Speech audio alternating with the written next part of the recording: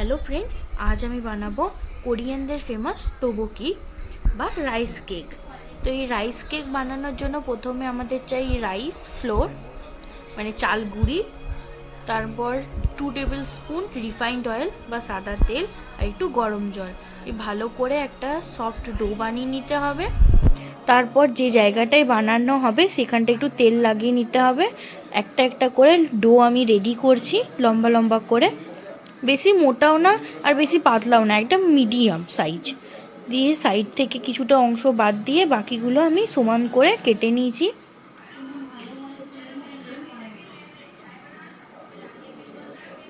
এখানে আমি কড়াইতে জল, একটু নুন আর একটু তেল দিয়েছি যাতে একে অপরের সঙ্গে চিপকে না যায়, মানে রাইস কেকগুলো।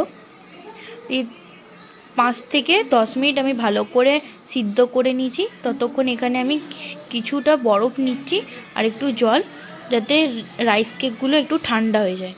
আর এখানে কোরিয়ান পেস্ট, গোচুজাম তোমাদের কাছে না থাকলেও কোনো অসুবিধা নেই, স্কিপ করতে পারো।